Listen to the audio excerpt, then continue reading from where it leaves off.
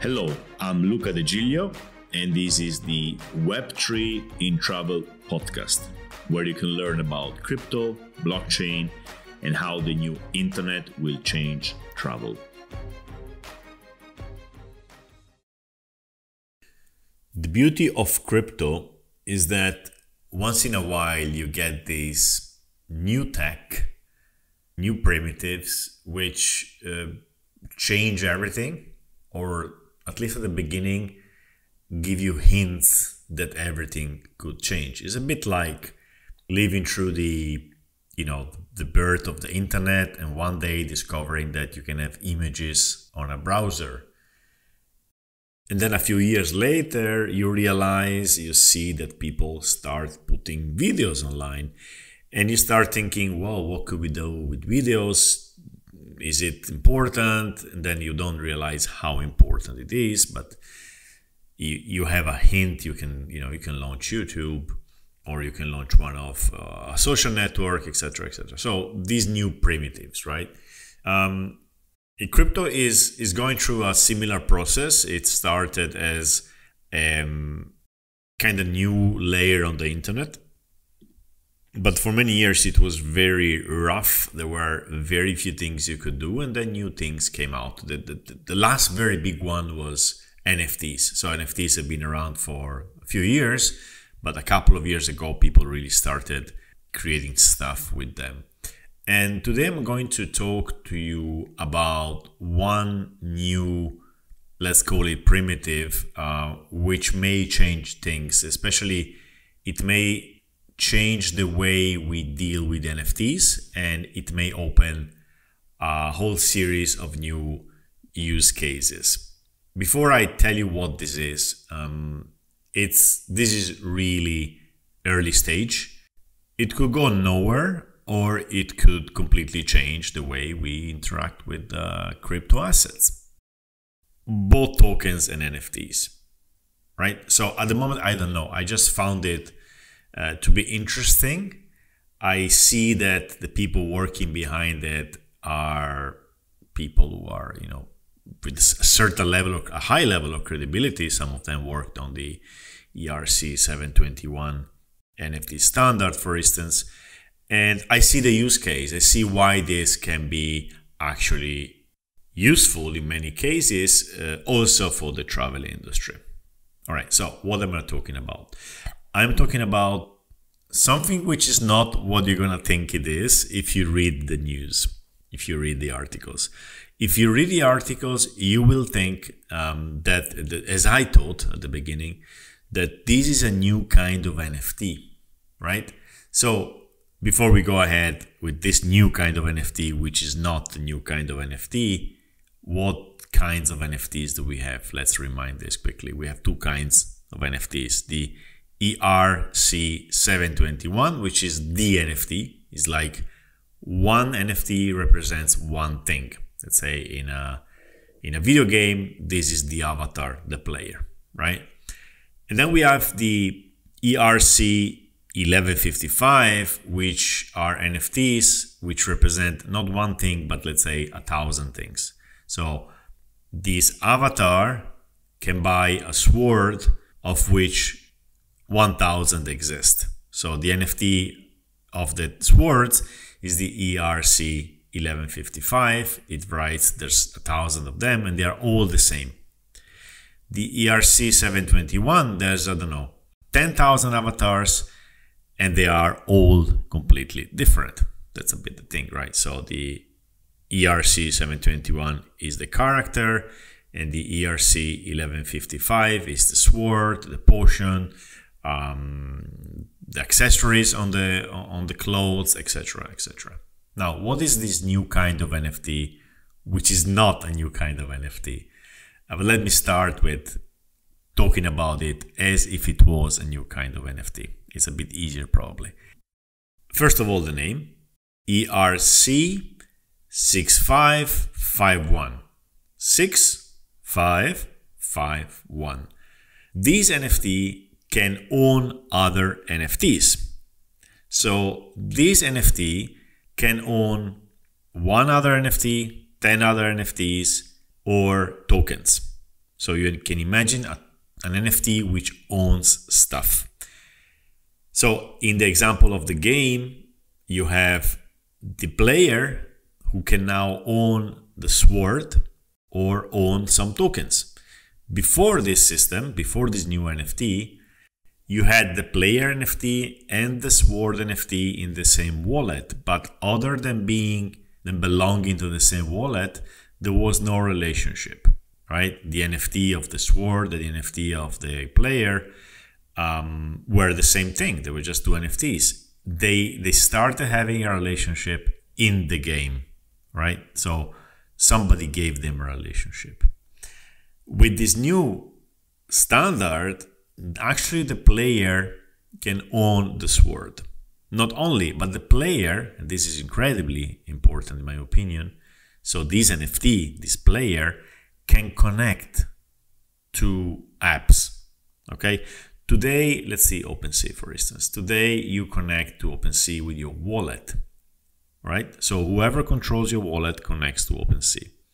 With this new standard, it's the NFT itself as a person who connects to OpenSea. And it's the NFT itself who actually owns other NFTs and tokens. So basically, we gave NFTs the capability to own wallets. Let me repeat that because these are really paradigm shift technology. So now an NFT can own a wallet.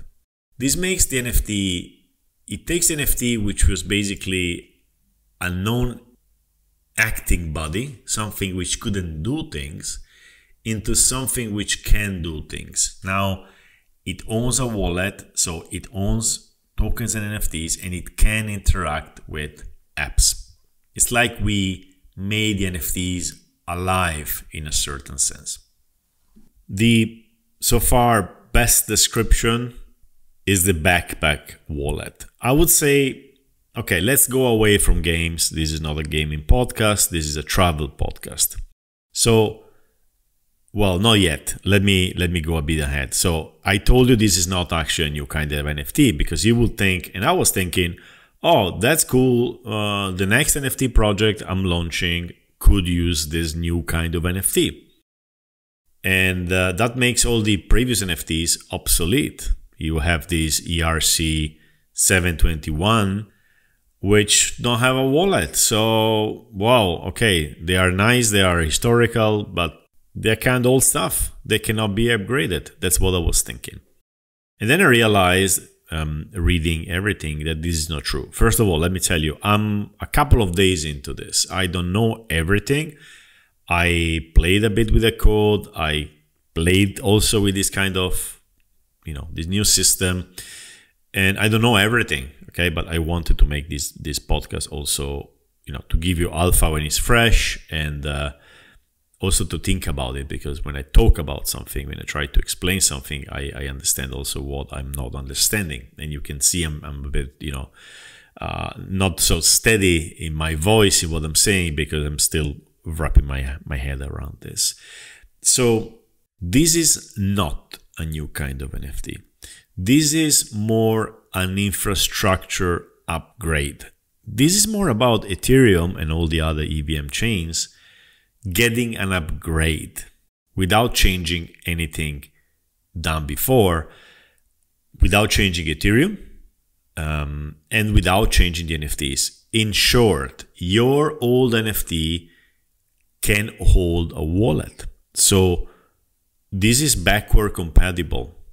Okay, before getting our hands dirty with specific travel use cases, let me go to the best article I found so far on this, which is from CoinDesk, where I also first have seen the backpack wallet name. So let me read it a bit for you.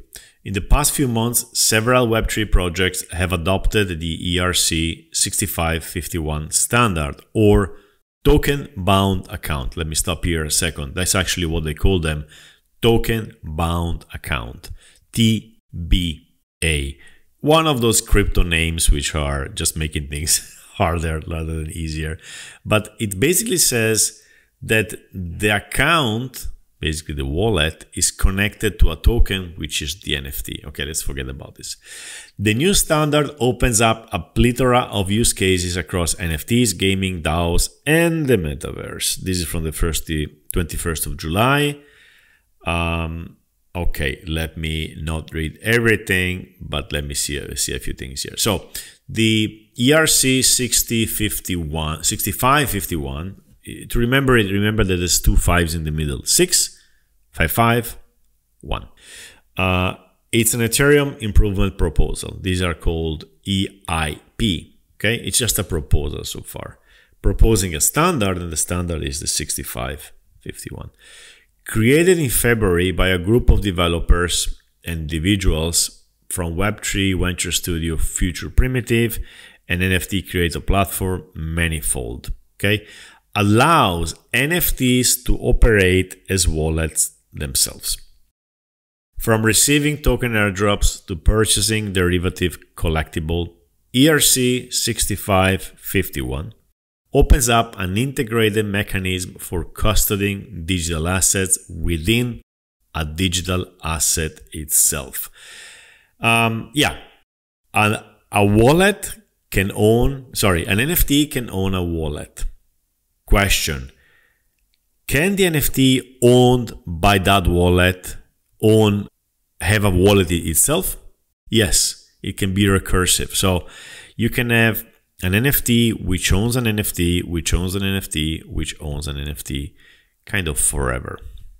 Let's go ahead. They say, for example, let's say a profile picture NFT collection implements an ERC6551 token standard. If the collection has its own native cryptocurrency, the NFT could custody those tokens. So you have a PFP like Bored Apes, and they have their own token ape. The NFT can own the token ape. Okay. It could also custody derivative NFTs such as digital wearables, earning the nickname of Backpack Wallet. Although the proposal has yet to officially become a token standard, it's already being adopted by protocols and projects into space. Okay. For instance, the decentralized social media platform Lens announced in its latest update, which allows ERC6551 enabled tokens to custody their own profiles on the site. Okay, then there's an example of a fashion designer, and there's some statistics. It's from Dune Analytics. It's growing. So let's see quickly the growth. This is real time. The transactions are actually, they slow down. No, actually it's growing up. It's a bit hard to read, but it's been proposed in February, launched in May. So there's of course been a lot of activity in May, and now it keeps growing. Actually, the last days, we are the 10th of August now.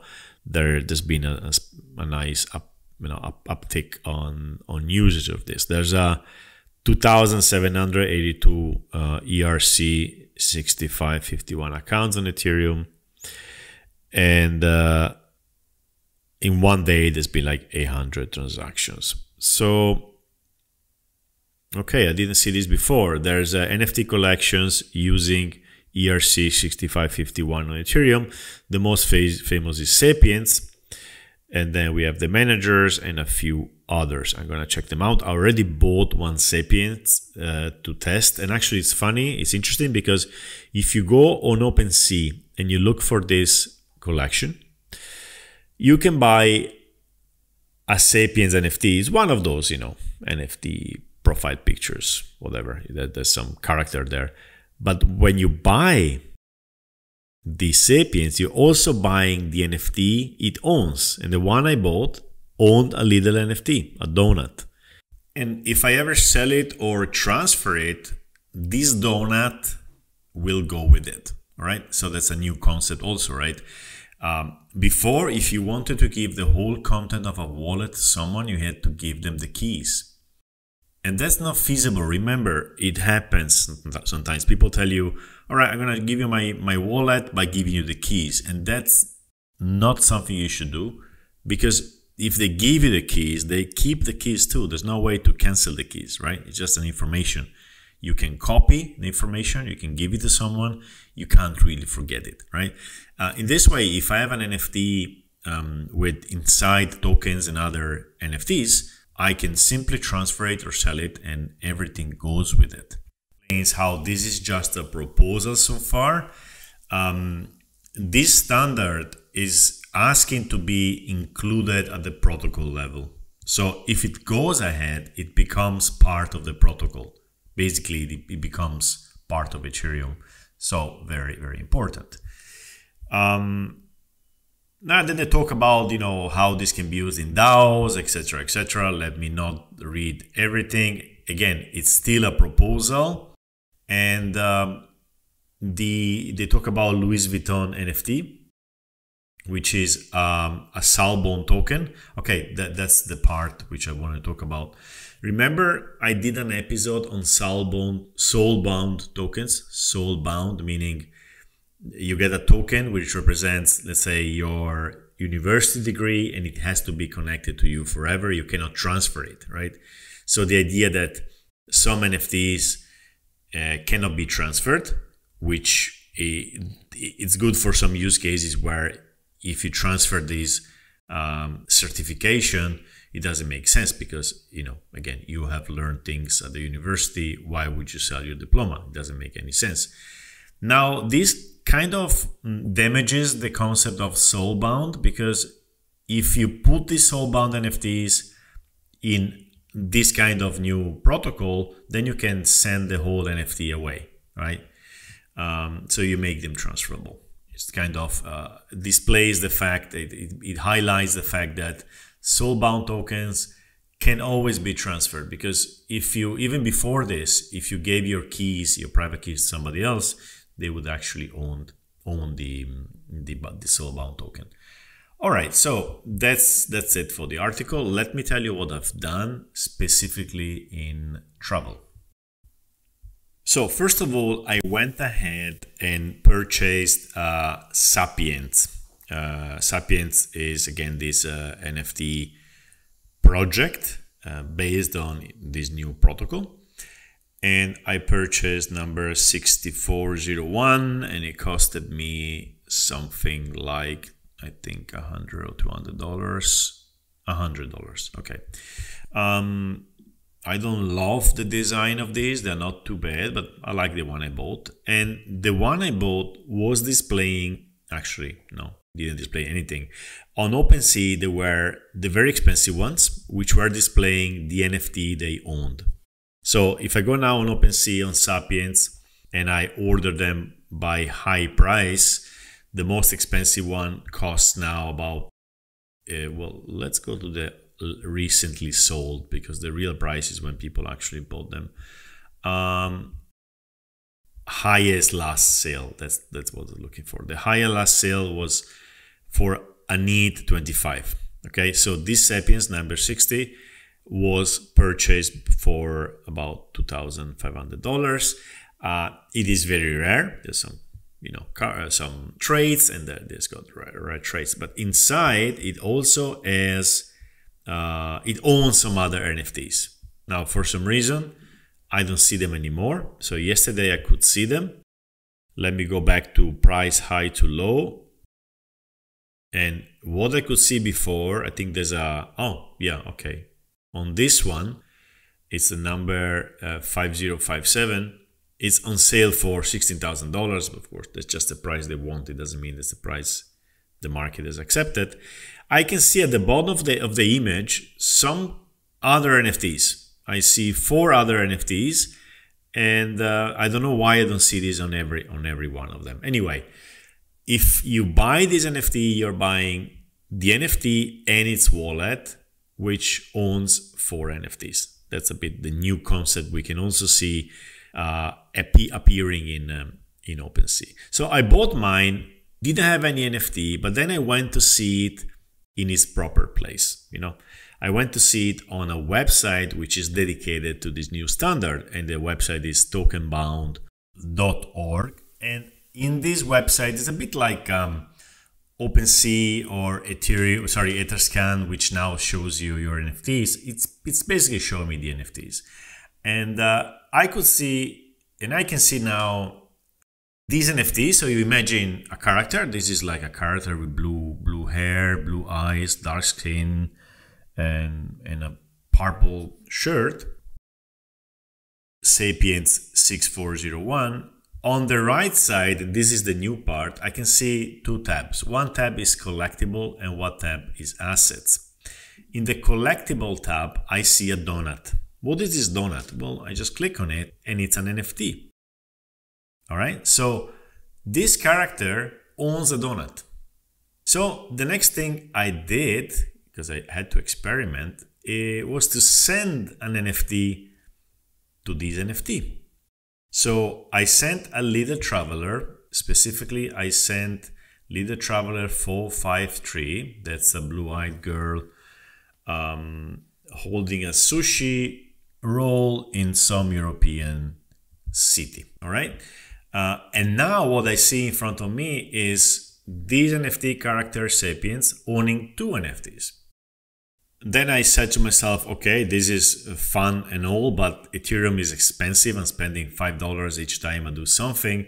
Let me try on Polygon. And Polygon didn't work well with tokenbound.org, but I kind of managed to make it work. And I decided to experiment with Little Traveler number 1214 on Polygon. Little Travelers are 1 to 1,000 on Ethereum and 1,000 to 2,000 on Polygon. So I have 1214 on Polygon, and I visualized it in TokenBound. I connected the wallet owning this NFT to TokenBound, like you connect normally to any app. And what I could see was the this NFT owning nothing, completely poor, and a button called deploy. I think it was deploy wallet or deploy. I forgot to tell you about this on the other one. To activate, that's very important actually, to activate the wallet for an NFT, you have to deploy the wallet. You click a button, you connect your MetaMask or whatever you have, you pay a transaction, and poof, you have a wallet. The interesting part is that every single NFT in the world already has a wallet address. So when I went into this NFT, I could see a wallet address. So the address belongs to this wallet, no matter what, is defined at the standard level. So if you own an NFT and you go on TokenBound and you look for this NFT, you will see it has a wallet address. Now to use it, you have to deploy it. You don't need to deploy it if you want to send NFTs to it, but then you can't move them anymore, right? So again, tokenbound.org, I visualized my NFT 1214. I deployed the wallet by paying gas on Polygon. And the next thing, that button changed from deploy to connect with NFT. And that was funny. What is connect with NFT? That's very interesting. I clicked on connect with NFT and it basically tells me, now, do you want to connect to any app with NFT? So as the NFT, not as the wallet owner, right? It said, okay, go on this app. So I went on OpenSea and I said, Wallet Connect. Wallet Connect gives you a code. I copied the code. I went back to TokenBound. I pasted the code. And that was one of these little miracles or, funny things happening in crypto once in a while. I was connecting to OpenSea as the avatar. Now, unfortunately, I haven't given names to this avatar, but this is a red-haired boy in Venice. So the red-haired boy in Venice connected to OpenSea as a person would. All right.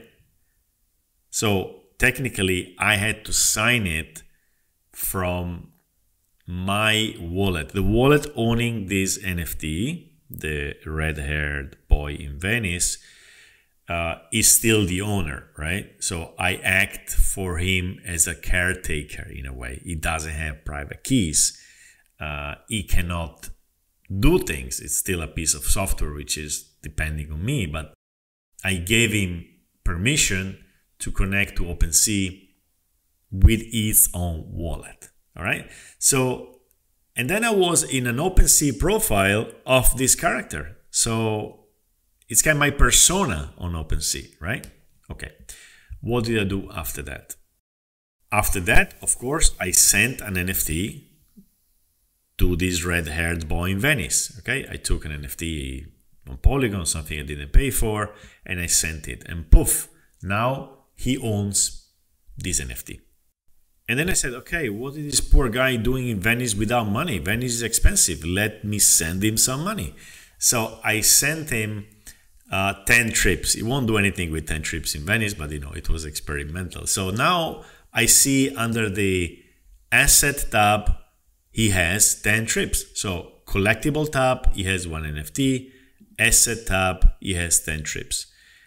And then I sent him 0.1 ETH. Actually, I sent him 0.1 Matic, 10 cents of a dollar, but there's a glitch in the website and it shows it as ETH because it's the native gas token. So now I have an NFT representing myself. That could be me as a traveler, okay, which owns NFTs and tokens.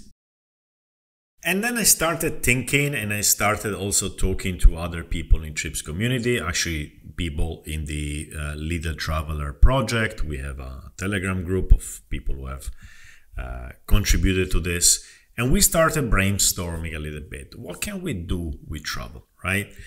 Well, first of all, actually, there's no real clear answer. We're just, trying to forecast possible use cases. But here's a few ideas. So first of all, I could decide that my travel persona for all travels could be one little traveler, right? I choose one I like, and I say, okay, you are now my travel persona. Every time I travel and I buy some Web3 travel products, I will use you. I will use your wallet.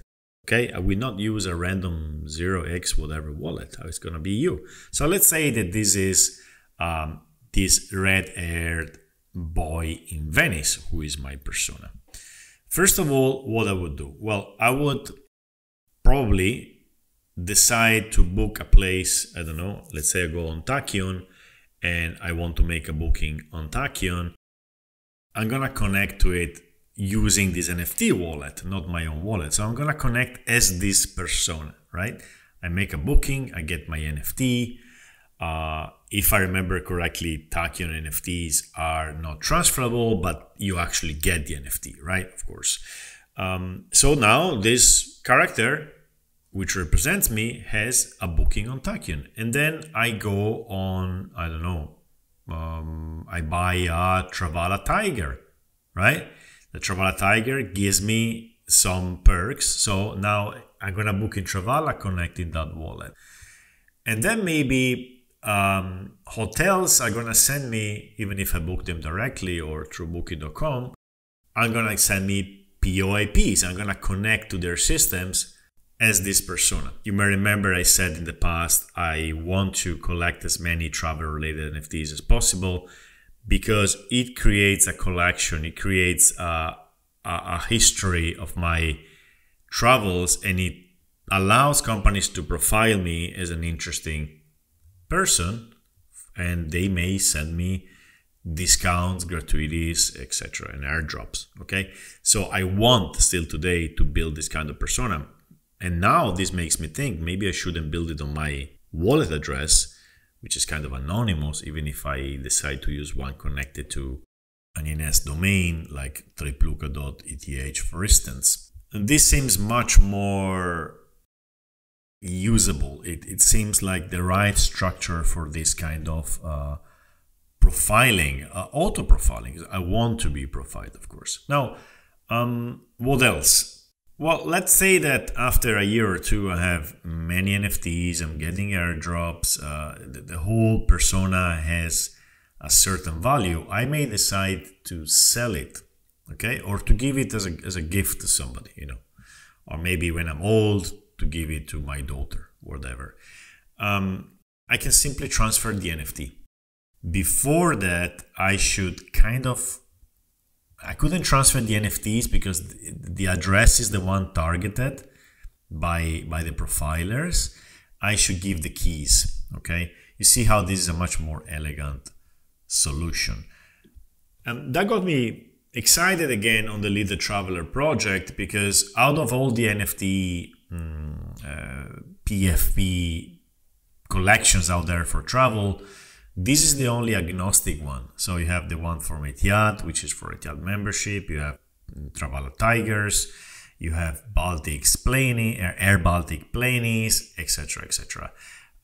They're not really general for travel. Okay, you have the FAWC apes, basically, which is kind of general, yes. But we're pretty similar in that case. So it's agnostic. It's not the only one agnostic, but it's agnostic. You could make the Lead the Traveler your persona for traveling, for booking everything in travel. It doesn't have to be specifically in one company.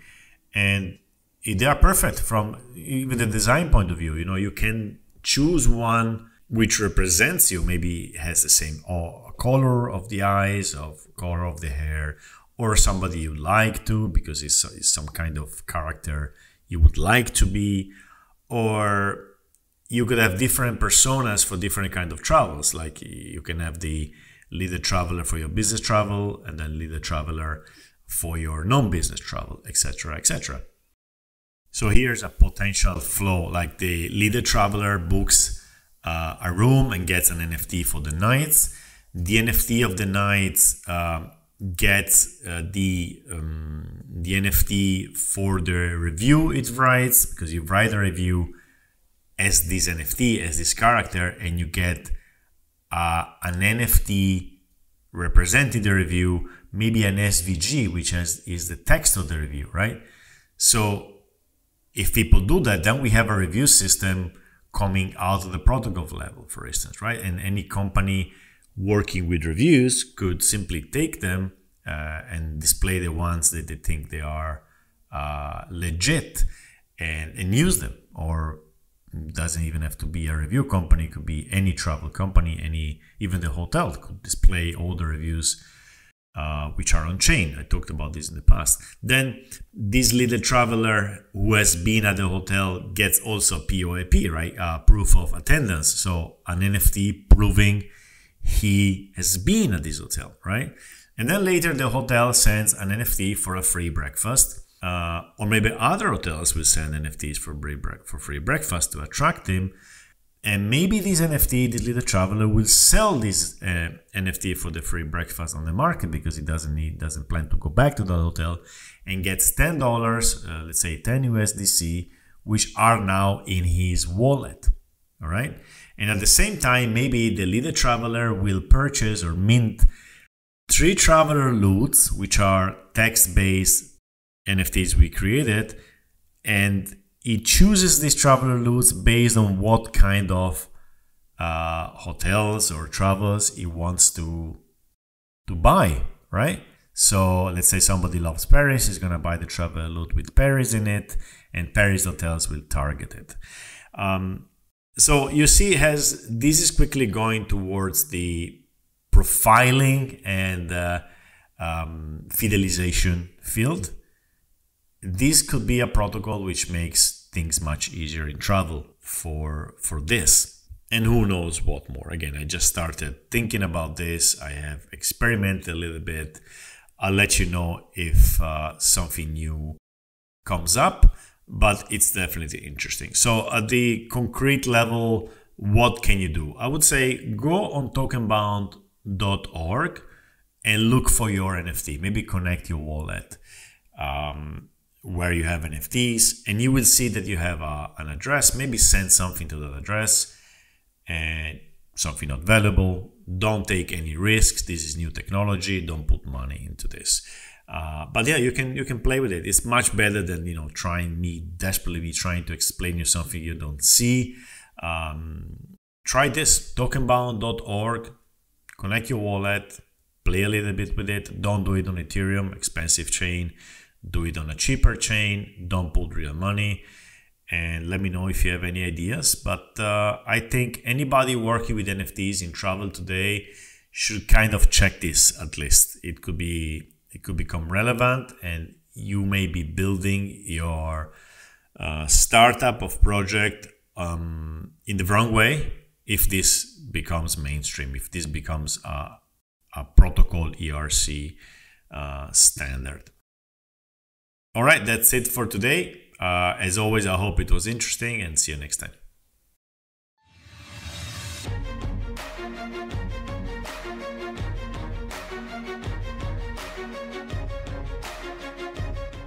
And we're done.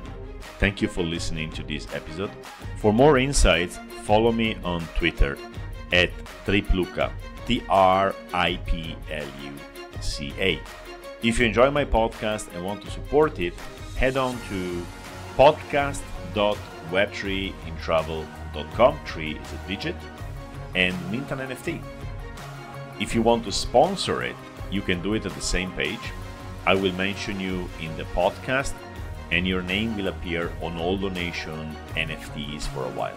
Thank you, and ciao.